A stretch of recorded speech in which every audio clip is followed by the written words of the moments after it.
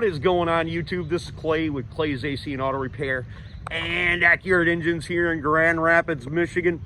If this video is helpful, please consider subscribing, clicking the notification, sharing my video, and giving me them sweet old thumbs up. If you've got a question for me, you can ask it on Clay's AC and Auto Repair on the Facebook Messenger. I try to answer everyone's questions that I possibly can. I can't help you with your baby mama drama, but I may be able to help you with your car.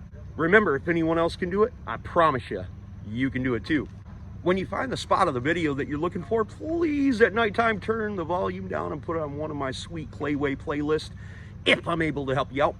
Now, you guys all know, because you've probably been watching the channel for a while, or maybe you don't, I like Ford Escapes, Mazda Tributes, Mercury Mariners, and today I've got an exceptional video for you, something super simple that you can try.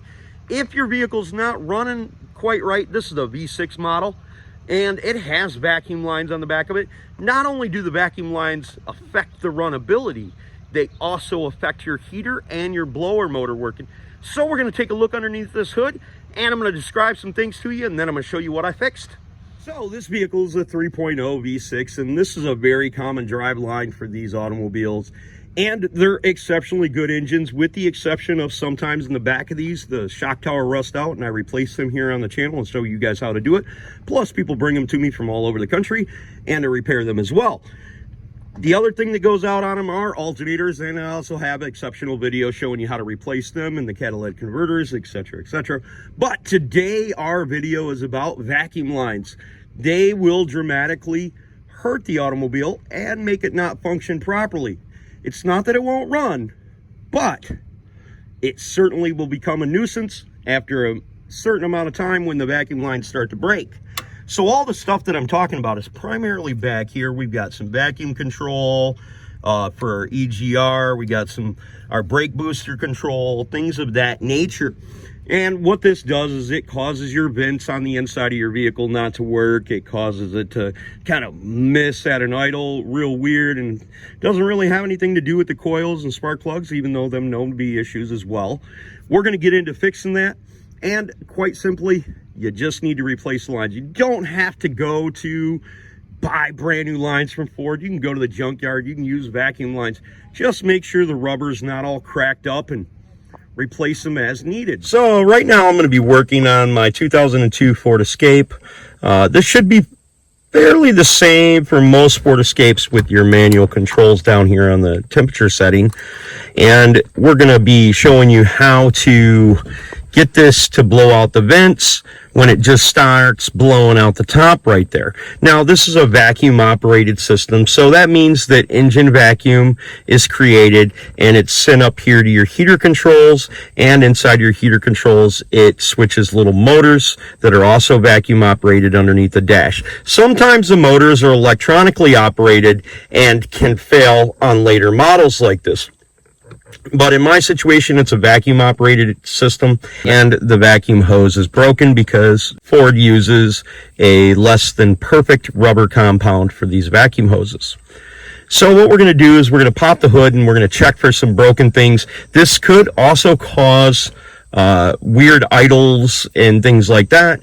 And this is a good sign of that. If your engine's not running properly, you should still check these things out. Tell from listening, this engine's not running exactly perfect. It's got a weird idle to it, kind of misses a little bit.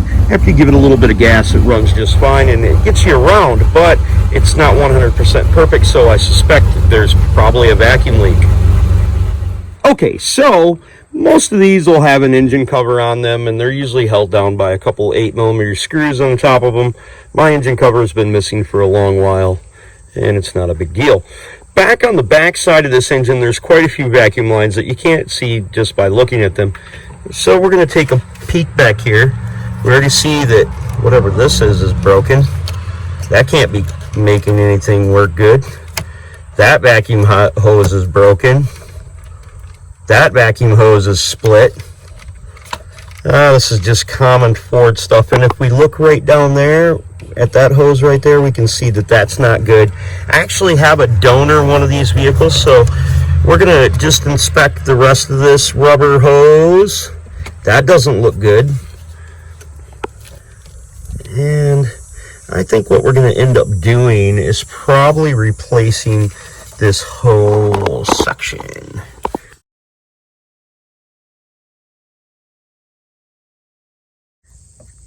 That vacuum hose looks terrible that's your EGR right there. Definitely need to replace that. If we look up here, this vacuum hose looks gosh awful as well. So that's going to cause us some problems. This vacuum hose is junk as well. All of this stuff is rotted and corroded. So in my situation, I'm going to pull that one off. And that goes up underneath there. So this goes up underneath here and connects to here. So we pull that off, we pull this off. And that exposes another broken hose, which I suspect goes up to this one right here. We'll find out from our donor vehicle. So in my situation, I pulled off this hose here, and that ran up to here. So I'm going to go take all of that off my donor. Okay, something that you should first look for when you pop your hood, if you find out some of the hoses are missing and not in the right place, there's always going to be this little sticker right here, which is going to pretty much tell you how things go. Now, I've got a hose assembly off a 2006 Ford Escape, which is a little bit different than my 2002, but not much different. And that basically tells you that if you were the cheap sort, or you didn't want to find all these little pieces and stuff, you could get some hose from the local parts store to repair these, probably 1/4-inch hose, I'm guessing. And you could repair these vacuum lines as long as you don't have any broken tabs and stuff like that. So I'm going to use some of this off of the other one there to repair this one right here. This hose that was pointed up that I was going to talk about earlier was actually attached to my intake breather. So I reattached that. I have a hose that got bit off right here, but I believe that this was a vacuum or a vent tube for my transmission, so I'm not too worried about that. So now I'm going to fix this hose work and put it back together, see if my vents work properly. So I think I've got mine put back together right, at least I hope I do. Looking at the wiring diagram, I don't think it's going to make all that much of a difference. So now we'll see if we start it up. Wonder if it idles any better. I don't have that. Let me clear my throat, like almost wanting to die. So that seems to be smoother, so that's good. Now we need to see if we have air blowing out of these vents.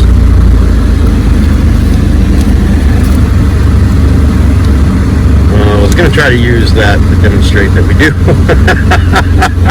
But that didn't work very well. So anyways, now that's working. The idle's much smoother, more consistent. I did notice a difference between the 2002 to the 2001 to 2004, and then 2005 and later models are going to be a little bit different. But basically what this boils down to is take a look at your vacuum hoses underneath your hood where I showed you in the back there. Look for cracking and brittleness to them. Get you a roll of vacuum hose if you don't have that at home. Most of the time you won't break these little plastic clips. Pay close attention, because I'm not 100% certain that I put mine back on exactly right. Even though I looked at the diagram and it didn't really make a whole lot of difference, it's still working much better, and I got my air blowing back out of where it's supposed to be, so I'm extremely happy about that. Hopefully that helped you guys a little bit, and you'll find some little issues with your vehicle, and we'll keep these things on the road, keeping money in your pocket. Well, hopefully I was able to save you a couple dollars and avoid sending it on down to the repair shop. Remember, if you ever need something, you can check me out down here at Accurate Engines in Grand Rapids, Michigan. If this video was helpful, please consider subscribing, clicking the notification, sharing my videos, give me them sweet out thumbs up. And remember, if anyone else can do it, you can do it too. Don't be the next of them. Be the first of you. God bless and have the best of days.